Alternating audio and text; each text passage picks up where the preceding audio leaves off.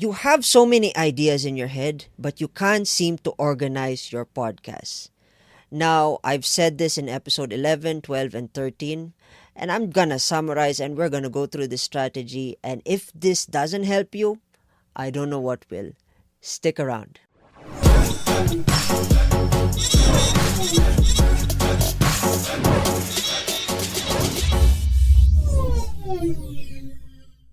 Hey folks, welcome back to Pod Mentor Space Podcast. And in this episode, we are going to talk about structure. But before I forget that, I always keep forgetting how to introduce my name. My name is Rajiv Doreswamy, the host of this podcast.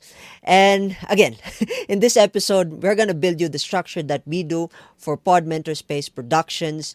And this structure is a very simple structure that can help you take your podcast creative mind, take your mind into an unorganized abstract to a very simplified structure and a very simplified flow that once you implement this in your podcast, boy, it's gonna take you places.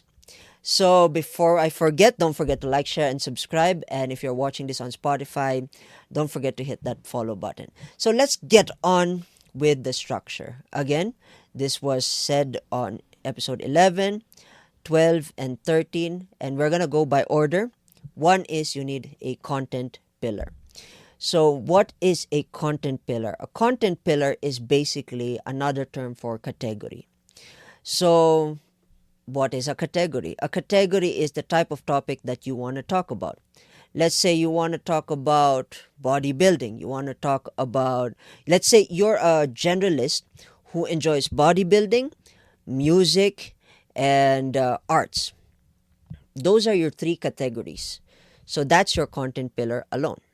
Now let's go down to the second one, which is once you have these content pillars, it's going to be easy.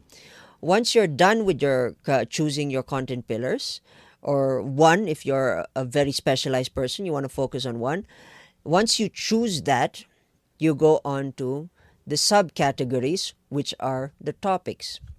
So if I were to build a content matrix, of course, under this production, let's say I'm just going to talk about production, post-production, I'm going to talk about it, and the category is going to be production. And let's say I want to talk about pre-production, that's another category. Let's say I want to talk about the post-production, which is analyzing how the episodes performed online. Post-production. Let's say I'm interested in talking about social media. So those are the topics that you can utilize under your pillar. And now once you put that together, so you have your categories and then you have your topics. Now where does the interesting part come in? Comes from the angles. Now how do you utilize angles? Simply put, angles are the ways where you attack a specific type of topic or a type of episode. Now, let's say you're talking about, I'm talking about pre-production. Of course, I want to make 5 episodes out of pre-production. Now, pre-production, we can look at angles such as mistakes, myths, most underrated, most overrated, and then fun facts. You already have 5 angles and under pre-production. Now let's niche it a bit. Under pre-production, you want to talk about Zoom. You want to talk about software. You want to talk about Riverside. You want to talk about Zencaster. So in pre-production, you can talk about those. Again, myths, overrated, underrated, fun facts. You already made 10 episodes out of all the other subtopics underneath that. So angles push the idea of your topics. Now if you think that's messy, it's not. Really, it's not. Because if you put them on an Excel sheet and then you put your categories on the top, your subcategories on the next line, and then your angles on another side, and just put X in between, you already know what to conquer, where to conquer, how to conquer. And it's just a framework. Basically, if you're an unorganized thinker just like me, if you just put it all in a content matrix, You get to see what you're gonna do the next time. And I've used this matrix myself. I actually credit Vanessa Lau because Vanessa Lau broke it down, and I had to watch that video. I'm going to share that link on YouTube. I think I also share it on Spotify. I had to watch that 5 to 6 times to understand. And I realized that when she's talking about the utilization of angles, that actually makes more sense. Now let's talk about other ideas that you can utilize for this framework. Bodybuilding, hypertrophy. Okay, category bodybuilding. Topic hypertrophy. Hypertrophy or strength or whatever. Let's just use hypertrophy. Myths about hypertrophy. Most overrated hypertrophy exercise, most underrated hypertrophy exercise. Unpopular opinion, that's also an angle.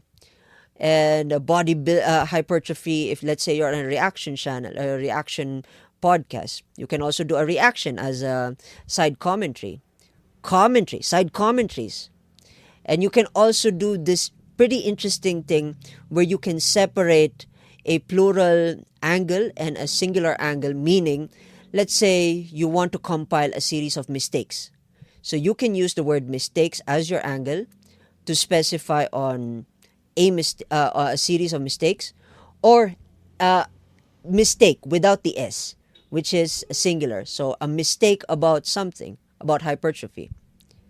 So those are the ideas. So there are so many references that you can use, and this is just the framework.